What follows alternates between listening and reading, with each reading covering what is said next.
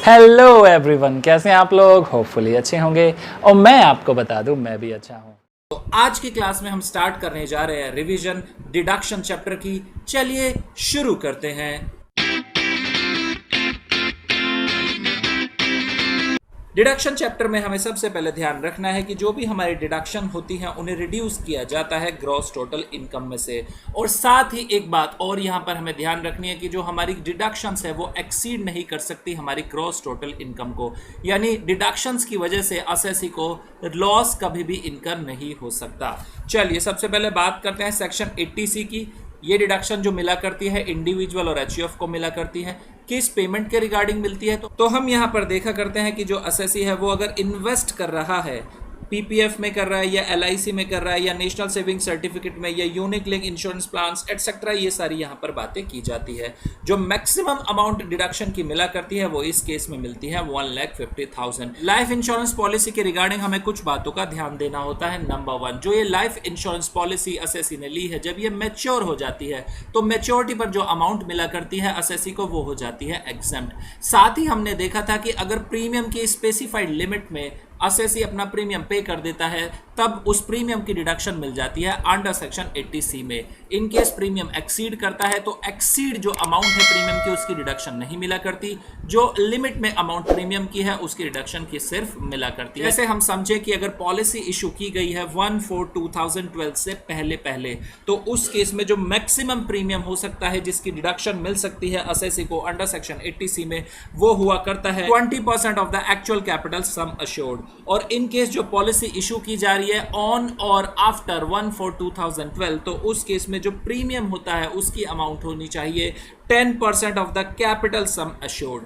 लेकिन अगर पॉलिसी ली जा रही है ऑन और आफ्टर 1/4/2013 और पॉलिसी जिस पर्सन के लिए ली जा रही है उसे कोई स्पेसिफाइड डिजीज है जो स्पेसिफाई की गई है अंडर सेक्शन 80U या 80DDB में, उस केस में जो प्रीमियम की अमाउंट होगी जिसका डिडक्शन मिल जाएगा 80C में वो हो जाएगी 15% of the actual capital sum assured.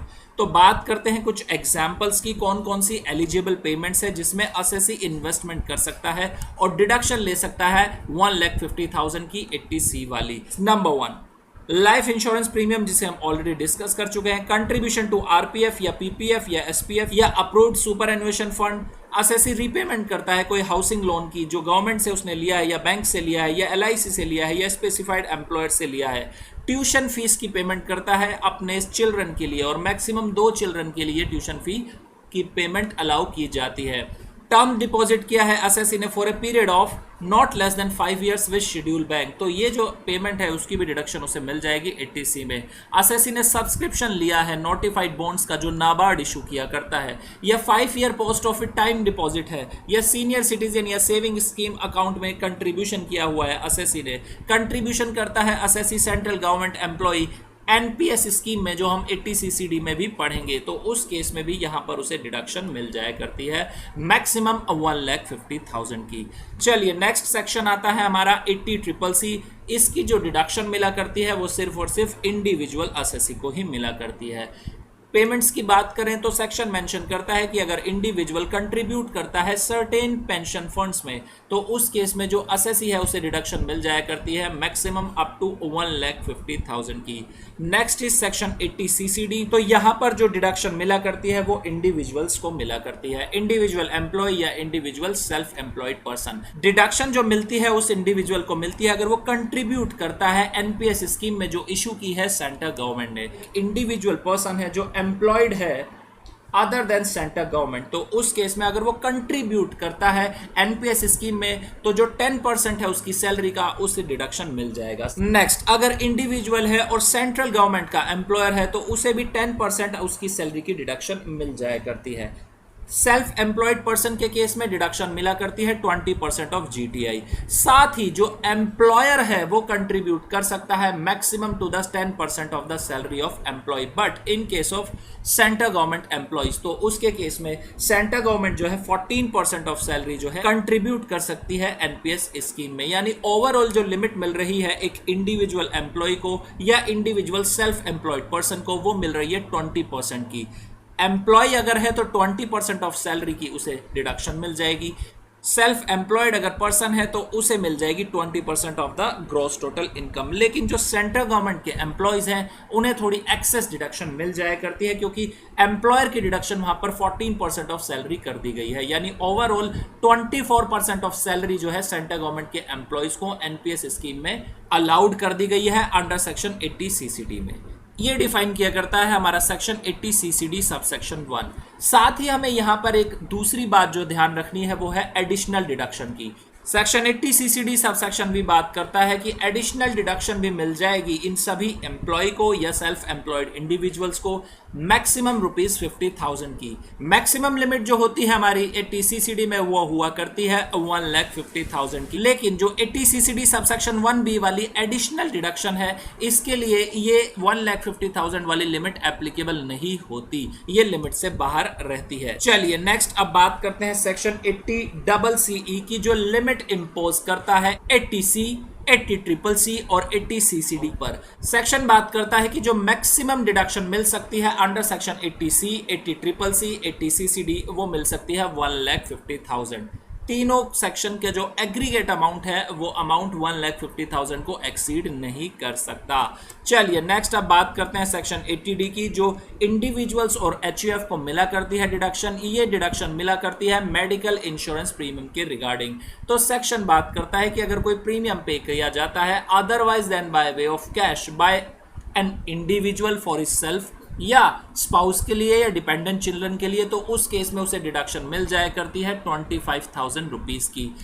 In case of HUF, तो एचयूएफ अगर अपने फैमिली मेंबर्स के लिए प्रीमियम पे कर रहा है मेडिकल इंश्योरेंस का तो उसे भी डिडक्शन मिल जाएगी 25,000 की।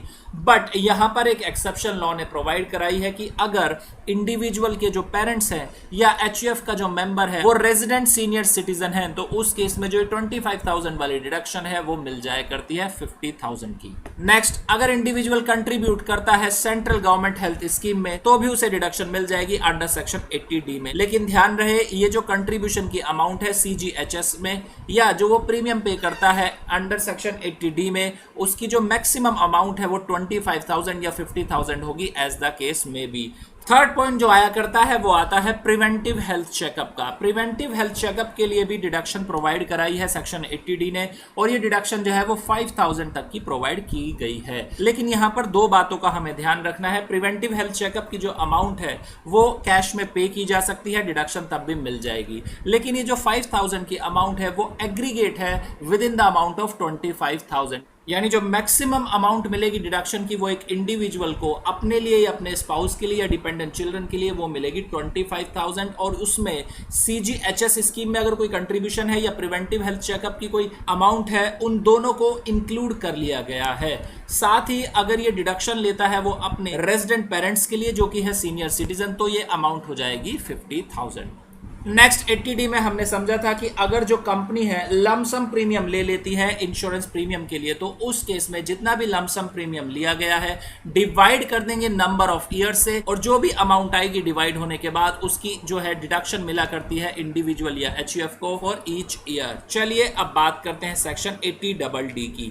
तो ये जो डिडक्शन मिला करती है ये मिलती है रेजिडेंट इंडिविजुअल्स और एचयूएफ को। यहाँ पर सेक्शन डिफाइन करता है कि अगर कोई रेजिडेंट इंडिविजुअल या एचयूएफ अमाउंट इंकर्ड कर रहा है फॉर द मेडिकल ट्रीटमेंट या ट्रेनिंग या रिहेबिलिटेशन के लिए एक डिपेंडेंट डिसेबल पर या कोई अमाउंट पे करता है या डिपॉजिट कराता है किसी एलआईसी की स्कीम में या अदर इंश्योरेंस की स्कीम में जो अप्रूव्ड है बोर्ड के द्वारा, तो उस केस में जो भी अमाउंट इन्वेस्ट कर रहा है या इनकर कर रहा है इसकी उसे डिडक्शन मिल जाएगी 75,000 रुपीज की। बट इन केस जो डिसेबल पर्सन है वो सीवियर डिसेबिलिटी से ग्रसित है तो उस केस में रेजिडेंट इंडिविजुअल या एचयूएफ को डिडक्शन मिलेगी, वो मिलेगी 1,25,000 की। साथ ही यहां पर डिपेंडेंट का मतलब भी हम समझेंगे। तो dependent in case of an individual dependent आया करते हैं उसके spouse, children, parents, brother and sister और एचयूएफ के केस में any member of the HUF. साथ ही डिपेंडेंट डिसेबल के केस में हमें एक बात ये ध्यान रखनी है, जो डिपेंडेंट है वो होली और मेनली डिपेंडेंट होना चाहिए उस रेजिडेंट इंडिविजुअल या एचयूएफ पर और साथ ही उस डिपेंडेंट डिसेबल ने कोई भी डिडक्शन ना ली हो अंडर सेक्शन 80U में।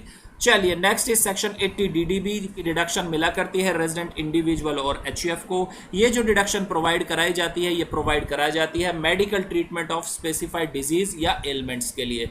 तो इन केस अगर एक रेजिडेंट इंडिविजुअल अमाउंट स्पेंड करता है फॉर स्पेसिफाइड डिजीज या एलिमेंट फॉर हिमसेल्फ या डिपेंडेंट स्पाउस या चिल्ड्रन या पेरेंट्स या ब्रदर या सिस्टर्स जो पूरी तरह उस इंडिविजुअल पर डिपेंडेंट है, तो उस केस में उस रेजिडेंट इंडिविजुअल को डिडक्शन मिल जाया करती है अप टू ₹40,000 की। बट इन केस अगर ये जो ट्रीटमेंट किया जा रहा है या मेडिकल अमाउंट स्पेंड की जा रही है for the parents of individual और इंडिविजुअल के जो पेरेंट्स है वो सीनियर सिटीजन, तो उस केस में जो 40,000 की अमाउंट है वो चेंज होके हो जाया करती है 1 लाख रुपीस की। बात करें HUF की, तो HUF अगर अपने मेंबर के लिए कोई स्पेसिफाइड डिजीज या एलिमेंट के लिए अमाउंट स्पेंड करता है तो उसे भी डिडक्शन मिल जाया करती है 40,000 और 1 लाख एज द केस में भी।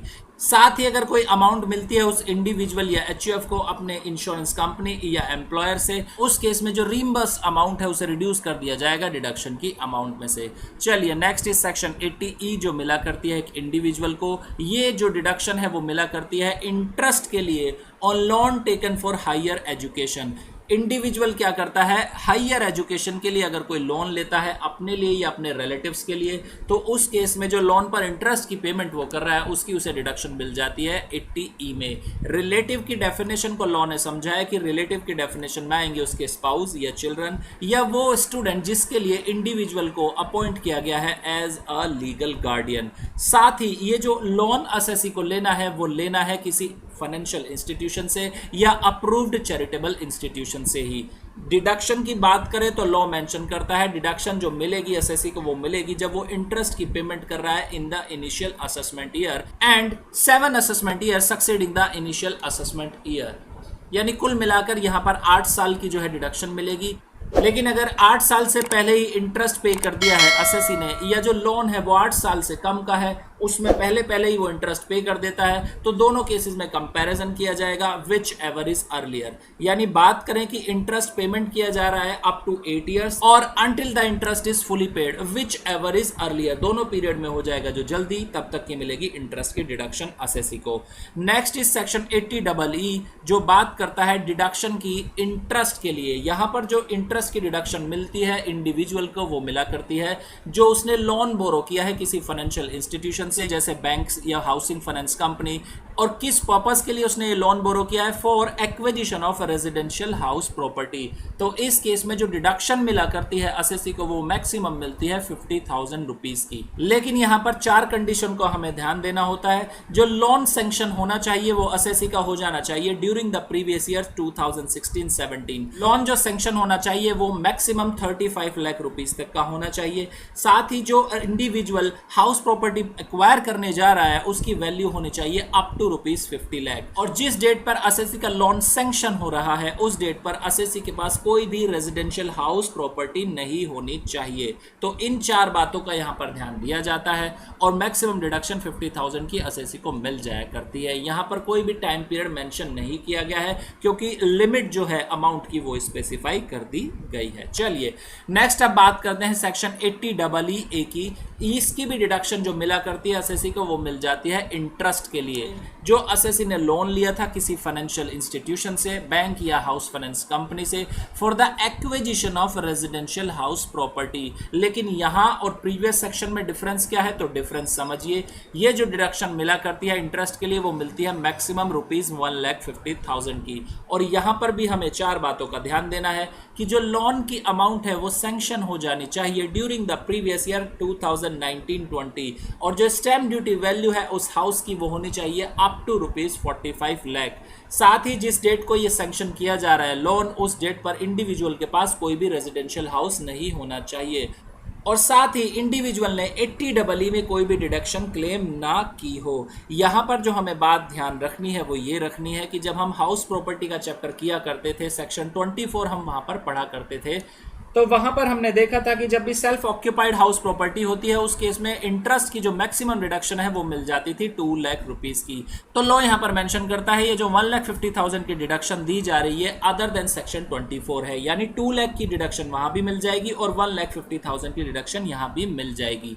फॉर एन एग्जाम्पल अगर एसएससी की इंटरेस्ट की डिडक्शन है 3 लाख रुपीस की तो 2 लाख की डिडक्शन उसे सेक्शन 24 में मिल जाएगी और 1 लाख की डिडक्शन 80EE में मिल जाएगी। अगर जो कंडीशन मेंशन है अंडर सेक्शन 80EE वाली वो इंडिविजुअल ने फुलफिल कर रखी है। तो चलिए नेक्स्ट अब बात करते हैं 80 EEB की। तो यहां पर भी जो डिडक्शन मिला करती है वो इंटरेस्ट की पेमेंट के रिगार्डिंग मिला करती है। असेसी यानी इंडिविजुअल वो लेता है एक लोन किसी फाइनेंशियल इंस्टीट्यूशन से, जैसे बात करें बैंक या NBFC से, for the purchase of electric vehicle.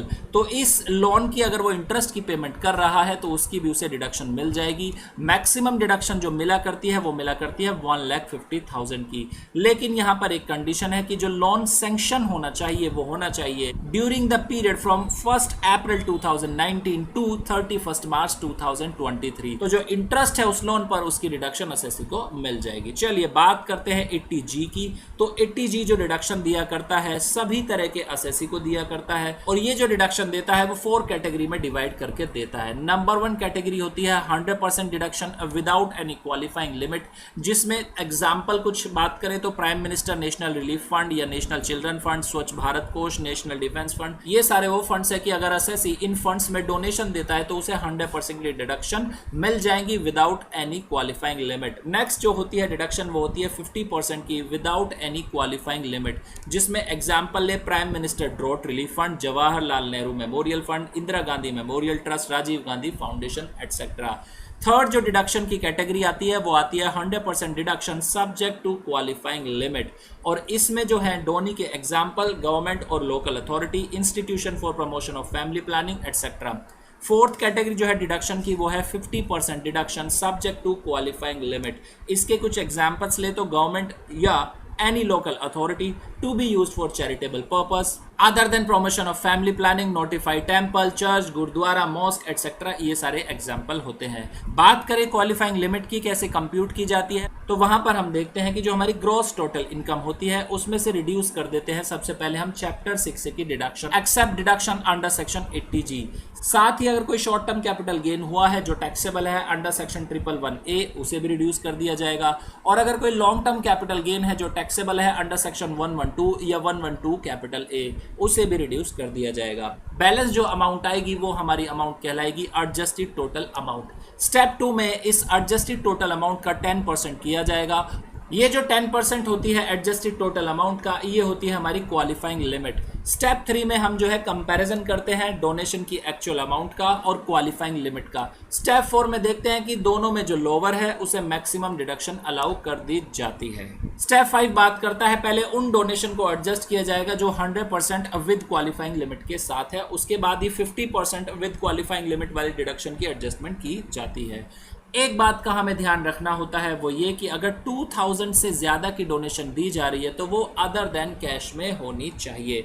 चलिए नेक्स्ट अब बात करते हैं सेक्शन 80G की, जो बात करता है rent paid for residential accommodation. ये जो डिडक्शन दी जाती है वो उन इंडिविजुअल्स को दी जाती है जो HRA रिसीव नहीं करते अपने एम्प्लॉयर से। डिडक्शन जो मिला करती है वो 3 कंडीशंस को लीस्ट ऑफ द फॉलोइंग मिला करती है। Number 1 25% of the total income. Second, rent पे किया असेसी ने उसमें से रिड्यूस कर दीजिए 10% of the total income. Third is ₹5,000 per month. तीनों में जो लोअर होगा उसकी डिडक्शन मिल जाएगी उस इंडिविजुअल को।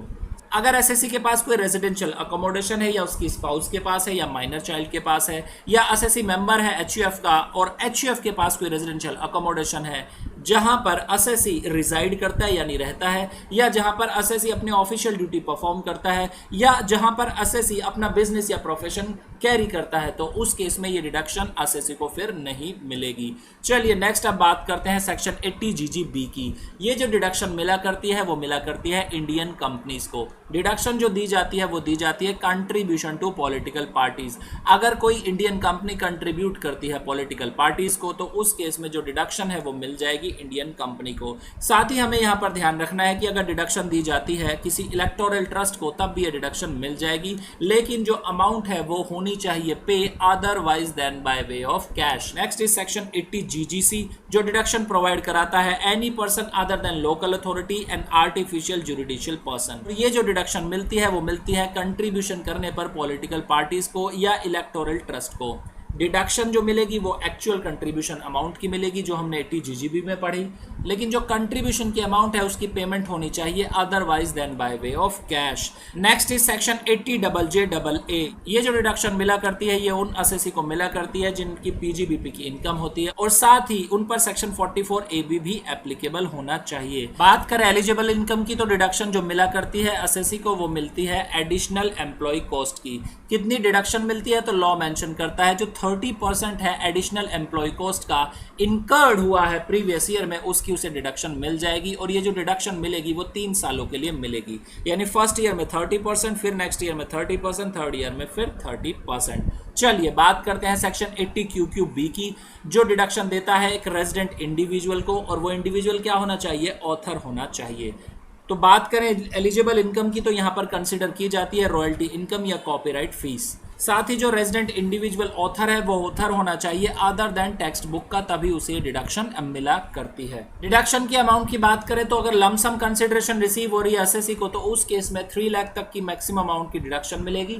In case lump sum consideration receive नहीं हो रही तो उस केस में डिडक्शन की अमाउंट है वो रेस्ट्रिक्ट कर दी जाती है up to 15% of the value of book sold during the relevant previous year. चलिए नेक्स्ट अब बात करते हैं सेक्शन 80 RRB की। ये भी डिडक्शन मिला करती है रेजिडेंट इंडिविजुअल्स को, लेकिन वो क्या होना चाहिए, पेटेंटी होना चाहिए, यानी रॉयल्टी ऑन पेटेंट्स की बात यहां पर की जा रही है। साथ ही कंडीशन क्या ध्यान देनी है कि ये जो इनकम है रॉयल्टी इनकम है पेटेंट्स पर, ये जो इनकम आनी चाहिए वो उन पेटेंट्स पर आनी चाहिए रजिस्टर्ड हो ऑन और आफ्टर 1/4/2003। डिडक्शन जो मैक्सिमम मिला करती है वो मिलती है ₹3 लाख की, यानी एक्चुअल अमाउंट और ₹3 lakh which ever is less.